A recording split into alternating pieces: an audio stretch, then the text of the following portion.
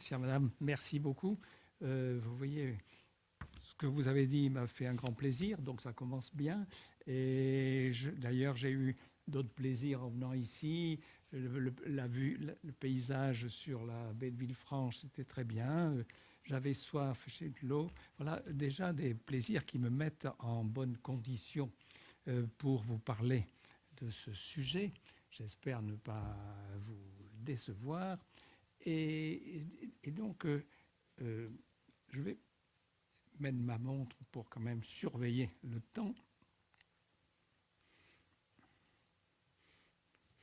Donc voilà, mesdames, messieurs, chers amis, je vais vous parler du plaisir. Et d'emblée, peut-on dire, il faut distinguer ceci, les circonstances dans lesquelles nous avons du plaisir. Or, il y a deux grandes circonstances vis-à-vis de l'extérieur, lorsque nous avons un environnement, rencontrant des gens, avons une activité, etc. Ça, c'est donc nos relations extérieures. Et puis, il y a aussi un plaisir dans la relation avec nous-mêmes. C'est un petit peu plus particulier, mais je pense vous l'expliquer. Donc, nous avons, je vais vous parler d'abord du plaisir que nous avons dans nos relations, dans la vie, dans la relation à l'environnement. Et il y a deux types de plaisirs. Pour commencer, il faut avoir ces notions-là. Nous avons des plaisirs par abaissement de tension et des plaisirs par augmentation de tension. Bon. Les plaisirs par abaissement de tension sont bien connus et ça paraît tout à fait simple. Il est sûr que lorsque on a soif, eh ben, boire, ça fait du bien. Lorsque on a froid, se couvrir, ça donne une satisfaction. Et c'est très simple, c'est bien connu. Et même Freud, qui pourtant avait développé des notions très, très subtiles, mais cette notion-là complètement à la base du fonctionnement psychique, et en disant que le fonctionnement psychique repose sur le fait que nous ressentons des plaisirs, il ne dit pas souffrance, douleur, enfin des plaisirs, et que nous agissons pour supprimer ce déplaisir, et qu'en diminuant ce déplaisir, c'est là que nous avons une satisfaction, un plaisir. Donc ça peut paraître tout à fait élémentaire, mais Freud, qui insiste là-dessus, se réfère quand même à d'autres chercheurs, notamment à Fechner, enfin peu importe, pour dire que d'autres que lui avaient dit ça. Enfin, c'était pas une grande trouvaille. Et alors, ce qu'il faut ajouter peut-être quand on parle de ce plaisir par abaissement de tension, c'est se dire que ce plaisir, ça fait partie des systèmes d'autoconservation. Parce que dans les exemples que je vous ai donnés, qui sont élémentaires, évidemment, les déplaisirs sont des choses qui nuisent à l'individu, qui d'ailleurs sont très souvent liés à des phénomènes physiologiques, biologiques. Et donc, nous sommes là dans un système qui est la défense de la conservation de soi-même. Donc, on voit cette fonction qui est déjà au service de la protection de l'individu. J'insiste un petit peu parce que ce n'est pas si fréquent que ça. Il y a bien d'autres mécanismes psychologiques qui peuvent amener des avantages, mais qui ne protègent pas le sujet.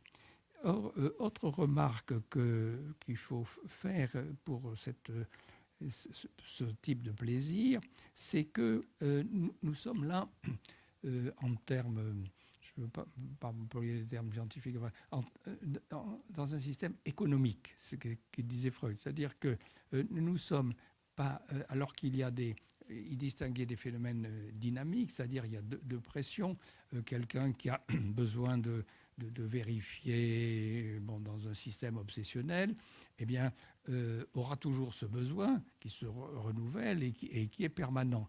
Tandis que dans les systèmes économiques, il s'agit de quelque chose qui est passager et qui peut être corrigé par une certaine action. Donc, nous en sommes là sur le principe d'abaissement, le plaisir. Le principe de plaisir selon Freud, c'est ça, c'est l'abaissement de tension. Vous voyez, tout ça est très simple. Et puis, il y a un autre plaisir, une autre catégorie de plaisir économique, c'est le plaisir par stimulation. Alors là, c'est tout à fait différent. Il s'agit de quelque chose qui n'est pas un besoin du sujet et qui lui amène une certaine stimulation, une certaine excitation et qui est agréable. Bon, donc là, le prototype de ce plaisir, c'est bien sûr c'est le prototype sexuel avec l'orgasme. C'est une excitation et le plaisir est lié à l'excitation. Or, il y a bien d'autres plaisirs de stimulation, une multitude, parce que des tas de choses peuvent créer une sensation agréable. Et si on prend les cinq sens, eh bien, il peut y avoir donc la boisson, par exemple, ou l'alimentation. Bien sûr, je disais, il peut y avoir un plaisir par j'ai soif, je diminue la tension en buvant, mais si on boit quelque chose de bon, c'est une stimulation qui s'ajoute. Et lorsqu'on voit un beau paysage, une peinture, on a un élan comme ça, quelque chose que l'on ressent comme agréable, ressentir un parfum, goûter une pâtisserie, enfin bon, tout ceci, c'est très facile à comprendre. Et alors, donc, ce registre est très vaste. Or, ce registre pose une question. La question est la suivante. C'est la question de la tension psychique. Pour le plaisir par abaissement de tension, c'est très facile. Bon, tension, c'est désagréable. Abaissement de tension, ça va bien. Or là, nous voyons confronter deux choses. Une douleur, un déplaisir, c'est une tension, c'est un malaise. Mais ce type de plaisir est aussi une stimulation. Donc là, je vais y revenir, c'est plus délicat de faire la distinction entre des plaisirs et plaisirs, alors que pour la première catégorie, c'était évident et très facile. Alors, je voudrais parler un petit peu, prendre un peu plus de détails sur ce plaisir de stimulation. Ce plaisir de stimulation, on peut le décrire, donc je vous parlais du plaisir sexuel, orgastique, mais il y a toutes sortes de plaisirs. Et un domaine qui est très important, tout à fait majeur, c'est le domaine de la culture, de tout ce qui est donc de l'art et du langage. Et d'ailleurs, vous voyez, je fais une petite parenthèse, les organismes, l'industrie du tourisme essaie de jouer sur ces deux registres. On fait la promotion du repos, du farniente, du soleil, de la plage, de la détente, et en même temps, on fait de la promotion de stimulation, de voyage, de découverte, d'activités. Voilà. Bon. Mais dans la culture, on est uniquement dans la stimulation. Alors, on pourrait, je n'ai pas besoin de détailler, dire le plaisir de voir une peinture, un paysage, ça, je l'ai vu, mais je pense qu'il y a un domaine qui est très intéressant, c'est le domaine du mot d'esprit. Parce que le mot d'esprit est très typique et très exemplaire, parce que le mot d'esprit se passe à un certain moment, comme ça il apparaît, il donne ce plaisir, et c'est pour ça que ça nous donne un bon modèle de ce qu'est le plaisir par stimulation.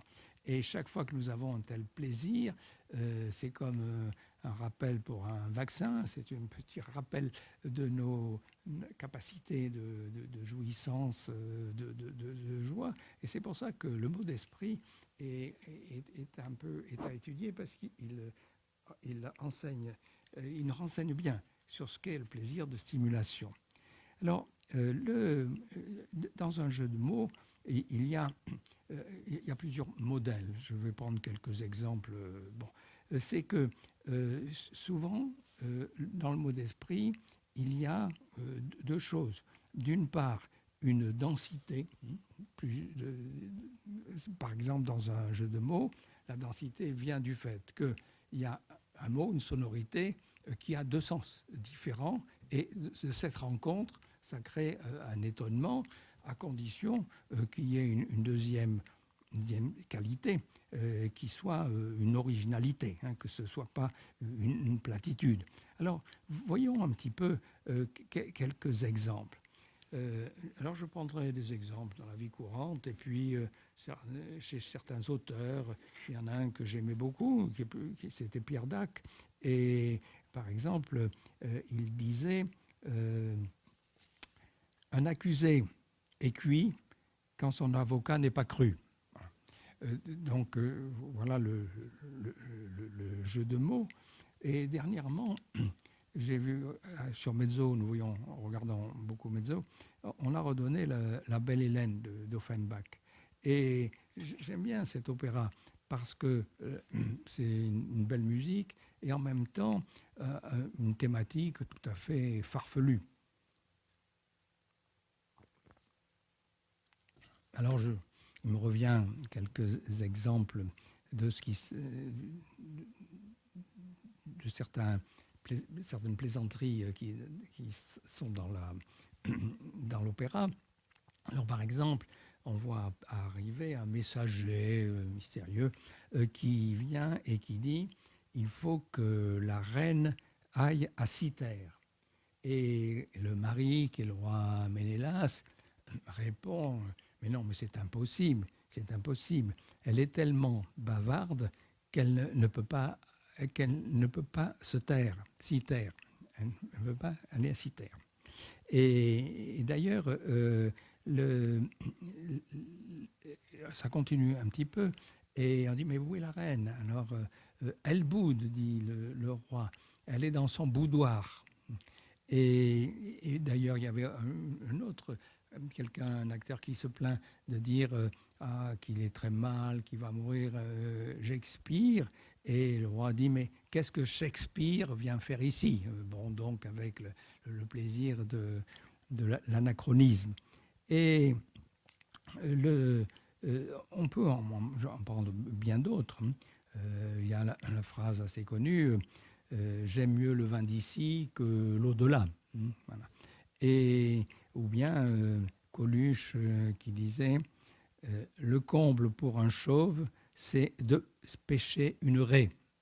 Et donc chaque fois, vous voyez, c'est intéressant, il y a une condensation, comme ça, une petite stimulation. Mais encore, le problème de l'originalité est tout à fait important. De Vos disait « se coucher tard, nuit ». Ah oui, c'est connu, c'était répété. Et un de mes amis, là, voulant faire un peu d'effet, un groupe, lui propose ceci en disant « manger cru, cuit ». Bon. Alors c'était aussi la même chose, mais ça s'est tombé un peu à plat, parce que tout le monde connaissait la phrase de Vos, celle-ci était moins bonne, et donc on voit qu'il ne suffit pas d'avoir un jeu de mots, il faut que ce jeu de mots ait quand même une certaine originalité, et c'est donc comme ça qu'il est stimulant. Il y a une plaisanterie qui tourne ces temps-ci, qui tournait déjà il y a 5 ans, c'est de dire que pour le deuxième tour, ce deuxième tour des élections va se passer entre celle qui a tué son père et celui qui a épousé sa mère. C'est très classique, mais c'est devenu tellement classique que ça ne ça n'a plus son effet de surprise. Un autre mécanisme qui peut donner un effet stimulant à la plaisanterie, c'est quelque chose d'inattendu. Alors, c'est une phrase qui commence d'une certaine façon, qui doit se terminer de cette façon et qui se termine d'une autre façon. Coluche disait il a un air patibulaire, mais presque. Et donc là, petite surprise, avec une espèce de cabriole dans le sens. Ou bien il avait l'expression analphabète comme ses pieds. Voilà. Ou bien bien mal acquis ne profite qu'après. Ou bien qui prête aux riches prête à rire. Voilà. Donc là, chaque fois, vous voyez, c'est premièrement une surprise, et c'est rapide, c'est condensé, et les plaisanteries trop longues passent moins bien. Ou bien une chose inattendue, c'est Ben, notre ami Ben, qui avait mis une parabole sur le toit de sa maison, et il avait inscrit sur la parabole « Ciel, mon mari ». Ou bien Pierre Dac qui disait « Si l'amour est une chanson de charme, il sait être aussi une chanson de geste ». Et donc là, on a toujours la surprise, la stimulation. Et puis, ça dépend aussi il y a des thèmes provocateurs, le thème, le sexe, la religion, la scatologie, qui sont également stimulants aussi parce qu'ils sont un peu choquants et donc pas très distingués. Mais ou bien l'effet stimulant vient du fait qu'il y a une espèce de contradiction dans les propos. Par exemple, Woody Allen disait « L'éternité, c'est très long, surtout vers la fin. » Voilà. Ou bien quelque chose qui me paraît aussi stimulant que les mots d'esprit, c'est les mots d'enfant, qui sont toujours touchants, parce que c'est pas ce que voulait l'enfant quand il parle, mais ça communique un élan, une stimulation de tendresse. L'un de nos petits-fils avait dit à sa maman qui c'est la maman du diable? Vous voyez, c'est un peu impressionnant, ça, de se dire qu'est-ce qui tourne dans la tête de cet enfant pour avoir une question pareille. Ou bien un autre mot alors d'une autre petite fille qui pour dire qu'elle était malheureuse disait j'ai mal aux heureuses. Bon, donc c'était très, très joli parce qu'il y a les deux mots qui s'opposent et qui désignent bien ce qu'elle veut désigner, mais qui sont donc faits dans une certaine contradiction. Et c'est ça qui a la valeur de stimulation. Donc nous nous trouvons, après ces propos, vous voyez, devant une situation où, pour parler du plaisir, il est question de trois tensions. L'abaissement de tension, la tension douloureuse et la tension stimulante qui fait du plaisir. Alors, comment ceci s'articule? Bien, quand on fait une analyse, on voit les éléments, mais après, il faut les regrouper. Et là, pour connaître les mécanismes du plaisir, il faut prendre l'image du cocktail. Du cocktail, c'est-à-dire que quand vous avez un cocktail, vous pouvez très bien essayer de savoir quelles sont les composantes, de savoir, mais c'est l'association, c'est la composante ensemble qui fait le goût et le plaisir et la qualité du cocktail. Eh bien, ces quelques mécanismes élémentaires du plaisir dont je vous ai parlé s'associent aussi comme un cocktail. C'est-à-dire, par exemple, prenons le premier exemple classique, c'est l'acte sexuel, l'orgasme avec un temps de stimulation et de plaisir, de stimulation suivi d'un plaisir de détente. Donc là, on voit quelque chose qui est, il y a une succession, hein. Ou bien le plaisir alimentaire, c'est-à-dire que lorsque on, quand on a faim, on a envie de manger, mais si l'aliment est bon, il y a un premier effet de diminuer la tension de la faim et un deuxième, le plaisir de l'aliment. Et alors là, vous voyez, c'est très simple l'alimentation, mais on voit la complexité parce que quand on a faim, on trouve tout bon. Donc, si vous voulez, le plaisir de stimulation dépend du premier déplaisir. Donc, on est passé d'un déplaisir à un plaisir. Et le fait, alors c'est l'inverse aussi, quand on n'a pas faim du tout, on ne trouve pas les choses bonnes. Donc, vous voyez que pour l'alimentation, ces deux plaisirs doivent être étudiés un peu en accord, en harmonie. Ils sont associés. Alors ça devient un peu plus difficile de dire, c'est pas simplement un plaisir d'abaissement de tension, c'est pas simplement un plaisir de stimulation. Et on prend d'autres exemples. Par exemple, dans le plaisir sportif de l'ascension d'une montagne, à l'arrivée, sommet de la montagne, il y a le plaisir du repos quand on est épuisé et le plaisir du paysage. Alors, les deux fonctionnent ensemble et sont associés. Donc on voit que ces deux plaisirs opposés sont des plaisirs qui sont tantôt associés, tantôt successifs. Et alors voyons les autres tensions.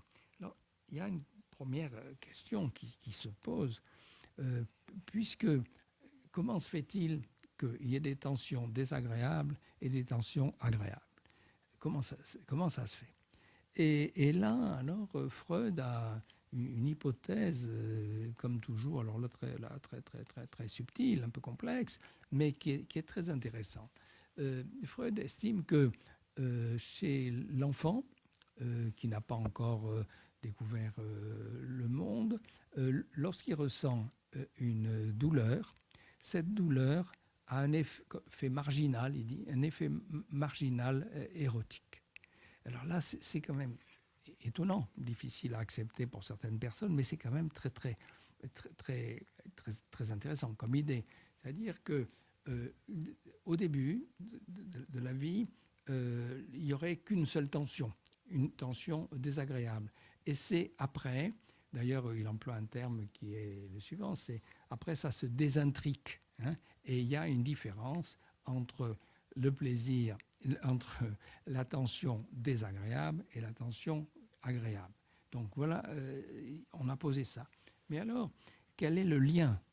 Quel est le lien?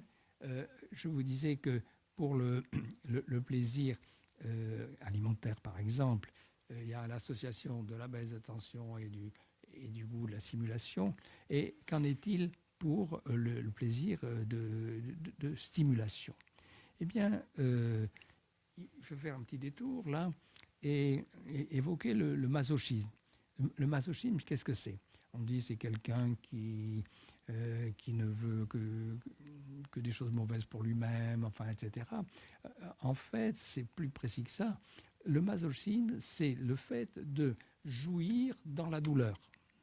Donc là, les deux choses, c'est pas l'un pour l'autre, ça se fait en même temps. Et ça peut être aussi associé à une émission de tension. J'avais soigné un homme masochiste très grave qui avait été hospitalisé parce qu'il était dans une chambre d'hôtel et on a vu du sang qui coulait sous la porte. On appelait pour les secours et après on l'avait hospitalisé et il s'était balafré. Il avait tout le corps était couvert de petites cicatrices qui s'imposaient, même sous la plante des pieds, dans des endroits très douloureux. Et ce masochiste, un jour, m'a expliqué parce que quelquefois, il prenait un marteau et il se faisait une fracture d'un os de la main. Bon. Et alors l'explication qu'il donnait, c'était la suivante. Vous comprenez, si un jour je dois être opéré et que l'anesthésie ne marche pas, parce que ça se produit, que l'anesthésie ne marche pas, eh bien comme ça, là je veux savoir si je résisterai à la douleur. Alors il bougeait son doigt, ce qui était augmenté, qui donnait une douleur aiguë, et il dit, bon voilà, maintenant je suis rassuré, je sais que je pourrais supporter. Donc il croyait que c'était dans le but d'une information qu'il faisait ça. En fait, c'était une jouissance dans la douleur elle-même.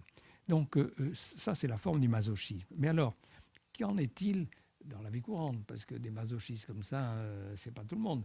Bon, eh bien, il y a un auteur psychanalyste là, qui s'appelle Theodor Reik, qui a écrit il y a une cinquantaine d'années là, un livre qu'il appelait Le masochisme, et il concluait que l'homme était masochiste. Il voulait dire, qu'est-ce qu'il voulait dire par là? Et il commençait, dès le début de son livre, à prendre l'exemple justement du montagnard qui fait un effort et qui a de la peine à progresser. Et il disait, donc, ces cordées qui avancent comme ça, sur ça, alors que c'est très pénible, c'est très douloureux, ça veut dire qu'ils sont masochistes. Et alors là, c'était pas faux ce qu'il disait. Ce qui est dire, appeler ça masochisme, à ce moment-là, c'est pas du masochisme pathologique. Et il y a d'autres circonstances dans la vie où nous avons une expérience d'une tension douloureuse qui devient stimulante agréablement. Le prototype majeur chez les sportifs, c'est le triathlon. Ces courses très pénibles avec du marathon, du vélo, de la natation, enfin, etc. Et bien, quand on interroge ces sportifs, eh bien, on voit bien qu'ils le sentent, ils peuvent le dire, que quand l'effort devient très pénible, à ce moment-là, il y a une espèce de deuxième temps de stimulation, de bonheur, de joie et de satisfaction de cet effort. Donc là, on retrouve un exemple de plaisir dans la douleur. Donc, alors, quand Freud nous dit que au départ, chez l'enfant, tout ça est couplé et qu'après ça se désintrigue, là, ça serait des moments où ça se regroupe. Il y a je prendrai un autre exemple, moins atypique, c'est celui du travail, surtout le travail intellectuel. Quand on fait un tel travail, on vit ces expériences. Très souvent, c'est difficile de démarrer pour un travail intellectuel, pour faire un effort, regrouper ses idées. Bon, c'est difficile. Et puis, après un certain temps, quand on a bien travaillé, fait avancer les choses, brusquement, ça devient stimulant. Et donc, on utilise la douleur comme un potentiel pour travailler et pour pour éprouver une certaine satisfaction. Il y a un autre exemple, c'est celui du prurite, qui est désagréable et quelquefois, quand on se gratte, ça va mieux. Et même quelquefois, c'est allez, gratte-moi, fais-moi mal. Bon. Donc, vous voyez, c'est très curieux, mais c'est intéressant ça de savoir que, alors que nous avons un système plaisir des plaisirs majeurs, il y a des interstices et des moments où les deux ne sont pas opposés et où ça se fait en même temps. Alors là, donc je vous ai parlé de plaisir de stimulation, plaisir d'abaissement de tension, selon au cours de relations avec la maladie, avec la rencontre avec les autres, avec l'action, etc. Et alors maintenant, je vais passer à un troisième type de plaisir qu'on peut appeler plaisir narcissique, enfin, peu importe les termes techniques. Et avant de vous parler de ça, je vais passer la parole à quelqu'un d'autre, à un auteur que vous connaissez peut-être, qui est niçois. Alors, je vous dis, cet auteur, je vais le citer, c'est Mathieu Bellay. Alors, ça vous dit quelque chose, Mathieu Bellay? Eh bien, c'est pas un grand scientifique. Mathieu Bellay, pour ceux qui l'ont pas en mémoire, c'est un champion de ski. Et là, il y a un an, dans la Coupe du Monde, il a eu succès dans le Super G de Salbach. Et il est arrivé à 65 centièmes du premier. Il a eu une médaille d'argent. Ça a été un exploit très important. Je ne connais pas l'échelle de gravité du ski. C'était comme ça. Et alors, à ce moment-là, Nice Matin l'a interviewé. Et c'est intéressant d'avoir le jet direct du sportif. Et j'ai noté quelques-unes de ses phrases, disant c'est une explosion de joie. C'est un rêve de gosse qui se réalise. C'est une super satisfaction. C'est une fierté. Ensuite, j'espère que ma mère là-haut, et sa mère était morte dans un accident de ski, que ma mère là-haut est fière de moi. Et il ajoute que dès qu'il est entré dans sa chambre, qu'il est revenu, j'ai appelé mon père au téléphone pour lui dire que c'était grâce à lui, à son soutien, aux valeurs qu'il m'a inculquées. Donc là, voilà un phénomène un peu particulier. Et quels sont les éléments de cette joie? Vous voyez, il y a la fierté. Et il a la référence aux valeurs familiales, à la mère morte.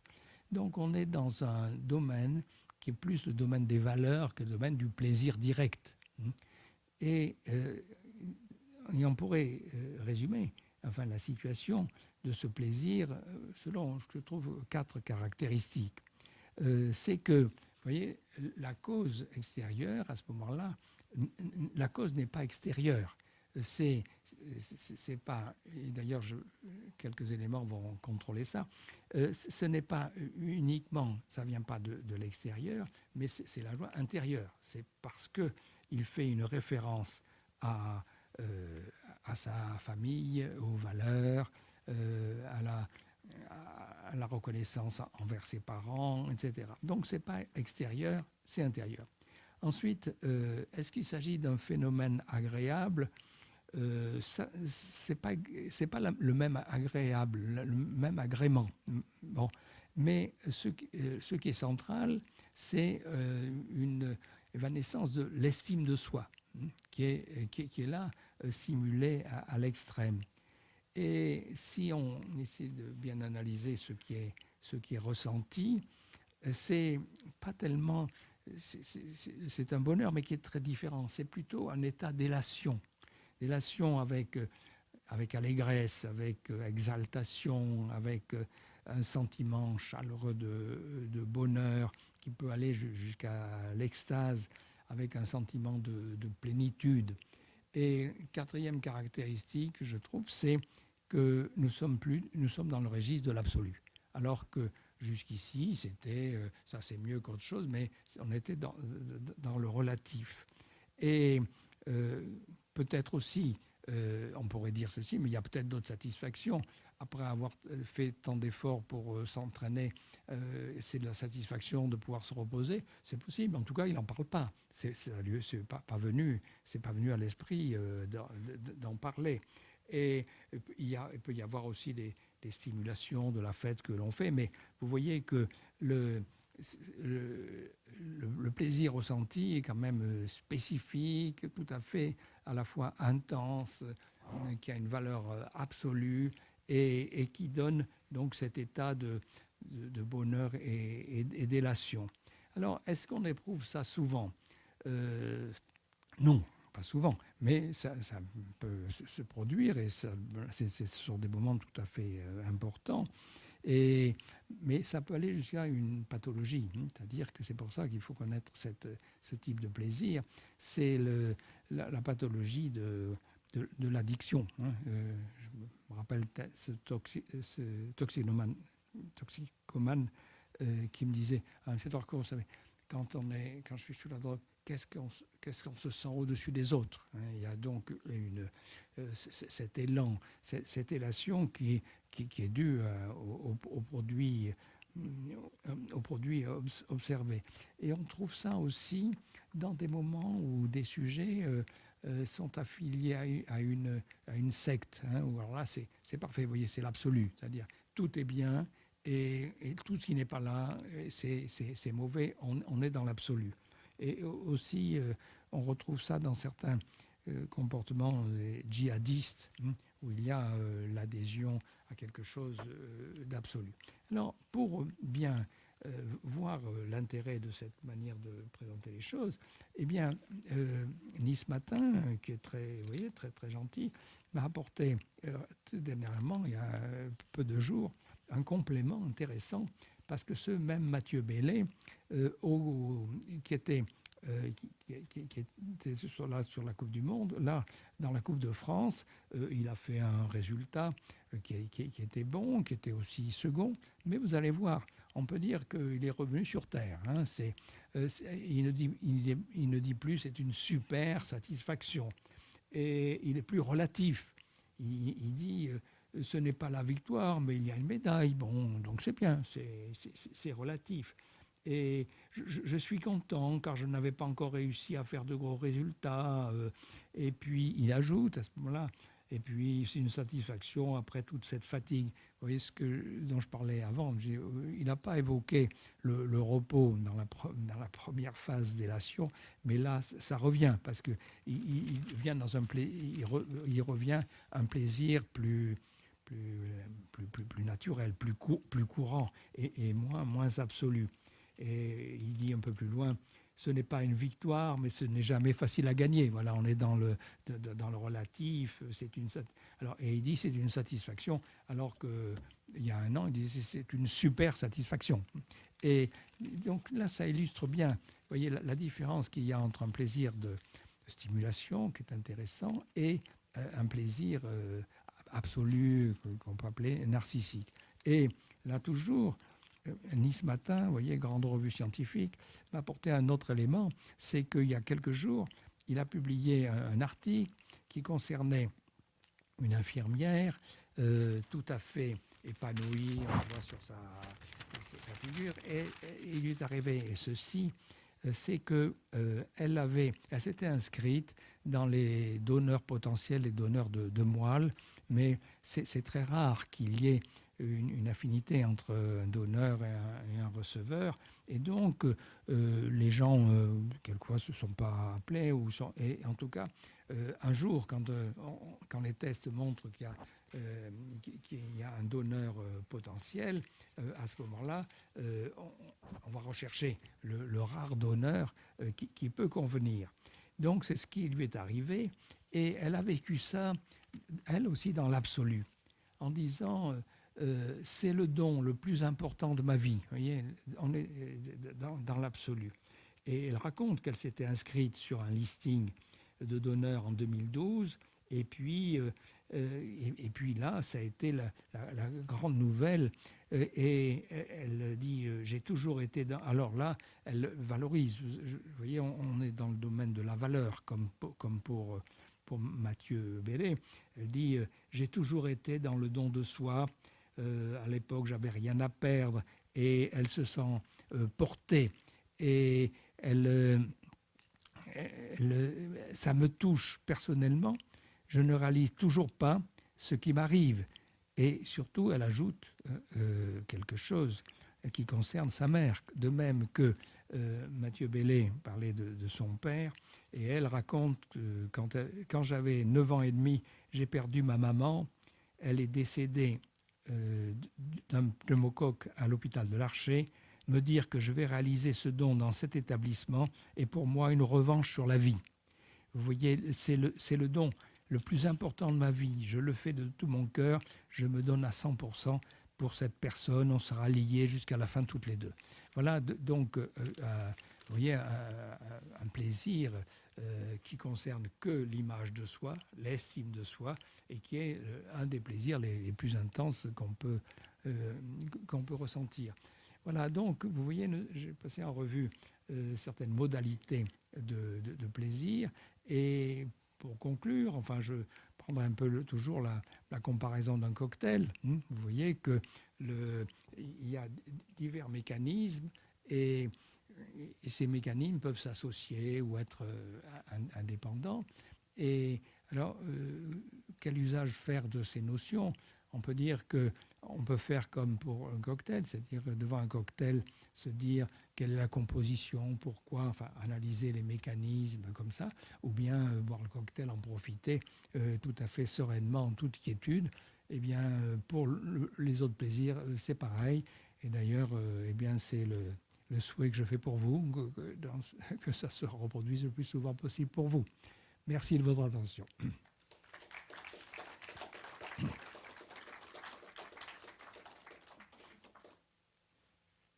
ne sais pas si vous voulez me poser des questions.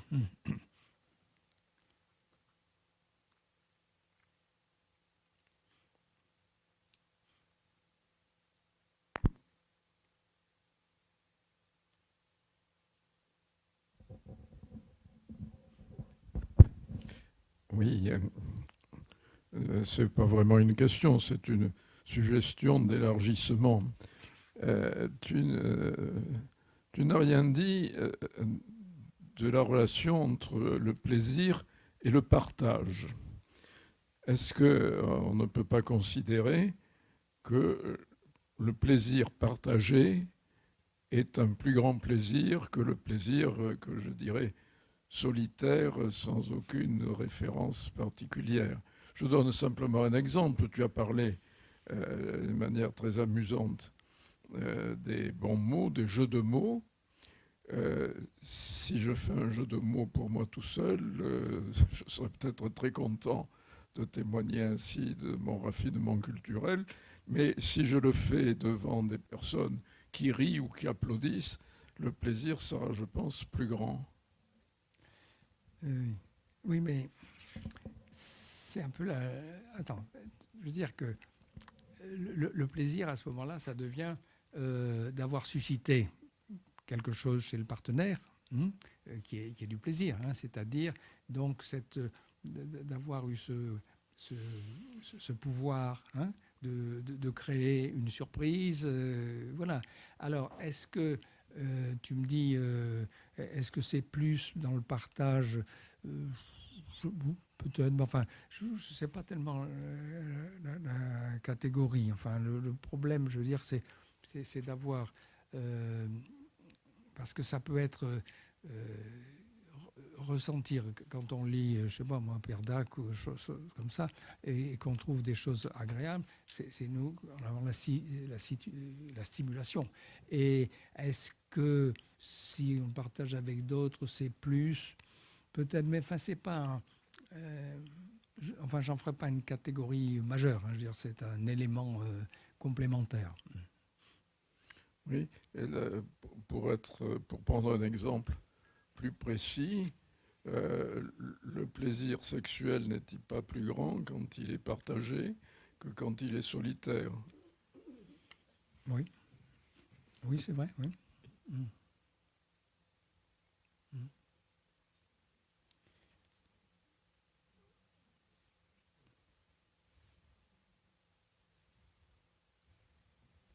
Oui, attention, il faut peut-être revenir sur un truc que j'ai dit au tout début.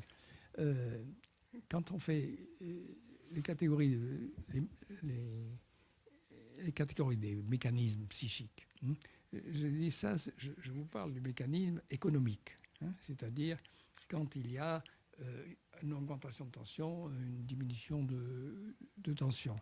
Mais il y a aussi alors tout le côté symbolique. Et là, c'est à ce moment-là, on ne sait plus.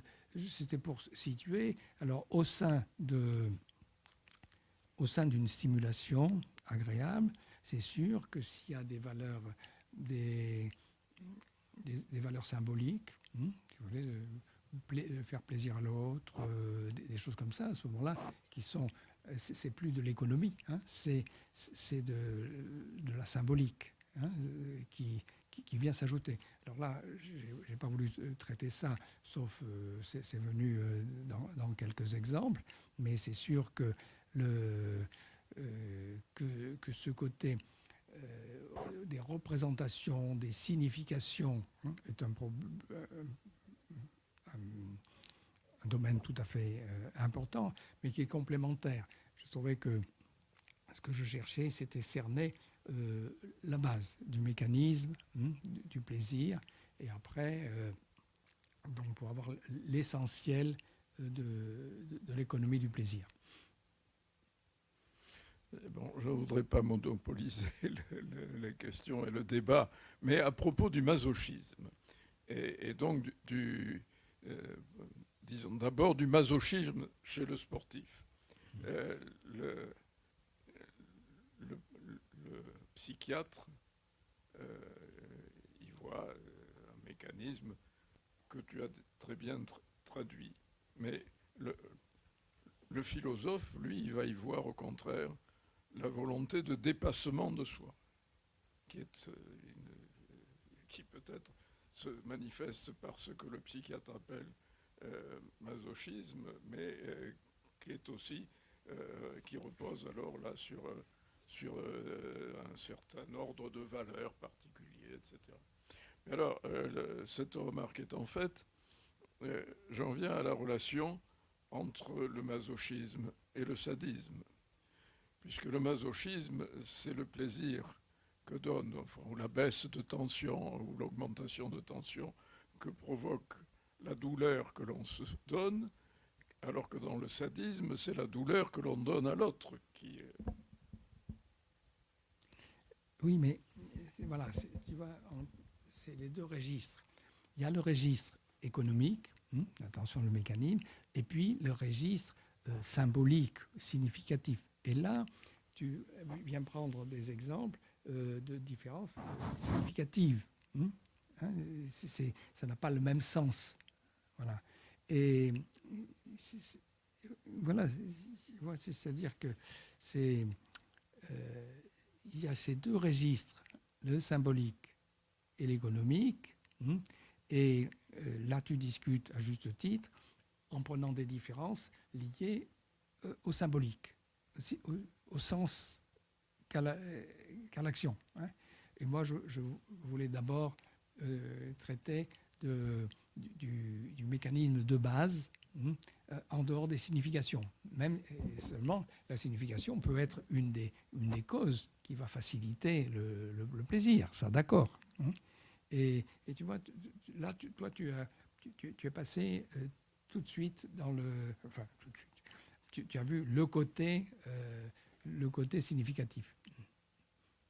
Parce que ce qui m'intéressait en économique, c'est-à-dire, tu dis que c'est un peu étonnant de parler de masochisme pour le coureur de fond, mais c'est quand même quelque chose que l'on connaît. D'ailleurs, maintenant, les physiologistes ont étudié la question, c'est-à-dire que quand il y a cet effort douloureux et que le sujet se ressent bien stimulé, on sait que l'organisme sécrète des encéphalines, donc il y a un substratum biologique. Voilà. Et c'était donc, tu vois, le vécu et le ressenti. Après, il y a la signification.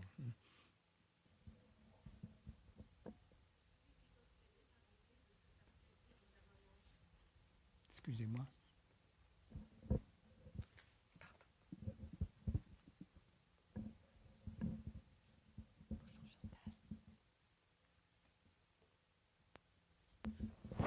Celui c'est devenu une obsession de se faire plaisir, il veut toujours se faire plaisir. Donc il est boulimique de tout. Pardon, vous voulez redire? J'ai pas une bonne audition. J'ai pas entendu. Celui qui est boulimique de se faire plaisir, qui ne pense qu'à se faire plaisir. Celui-là, oui. C'est une maladie, non? Ah oui, Oui. Ça aussi, hein, enfin, vous voulez dire, oui, quelqu'un qui ne peut pas contrôler et qui cherche. Oui, ça c'est autre chose. C'est un excès de désir.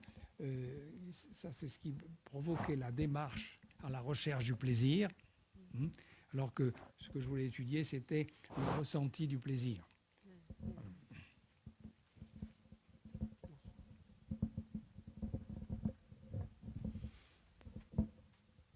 Bien, écoutez. Madame. Oui. Attendez, il y a quelqu'un ici.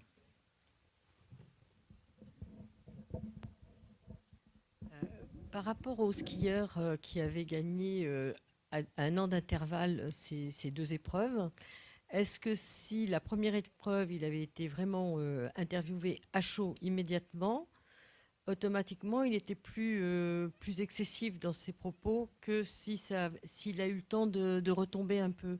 Parce que le plaisir a peut-être été le même, mais il a peut-être eu le temps de relativiser la façon de parler, non? Je ne pense pas que ça ait joué, c'est-à-dire parce qu'il dit bien que c'était beaucoup moins important. Et puis lui, paraît-il, la gloire qu'il a eue dans les milieux sportifs, c'était pour le première épreuve. Oui. Bon. Donc elle avait un sens qui était bien plus majeur que dans le second cas. D'accord.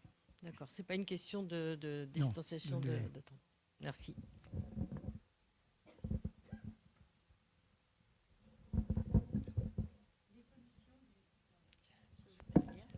L'évolution du plaisir à travers les âges. Vous pouvez nous en dire quelque chose?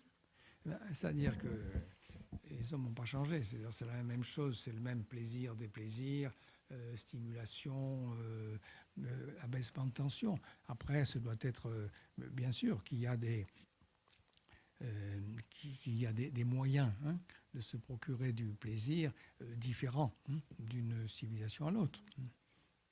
Mais le mécanisme, toujours je reviens au mécanisme économique. Au niveau sociétal, par exemple, il me semble qu'avant, on était plus dans les vraiment plaisirs partagés ensemble. Aujourd'hui, on voit des tas de gamins qui sont tout seuls devant leur écran et qui se font plaisir. Ils ont besoin de personne d'autre sauf leur écran. Oui, mais il y a toujours eu de l'auto-érotisme. Vous comprenez, c'est ça qu'on oppose. Mais justement, il y a des moyens différents. Mais le principe, alors je ne dis toujours pas économique, c'est dans la dépendance à la télévision, etc., c'est beaucoup cette stimulation, quelque chose qu'on recherche, cette stimulation. Alors, au Moyen-Âge, il n'y avait pas de stimulation par la télévision, mais il y avait d'autres stimulations, peut-être moins nombreuses, mais c'était le même mécanisme.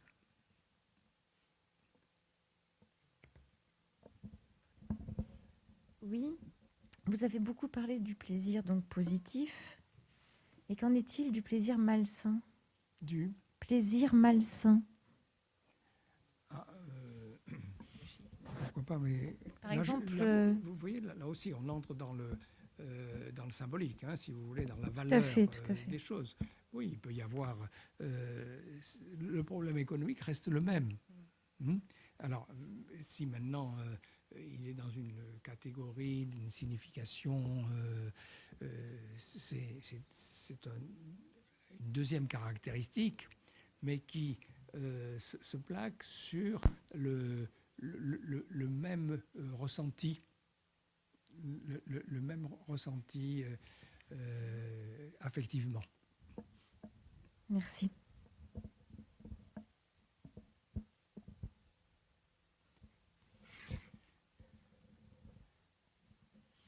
Bien,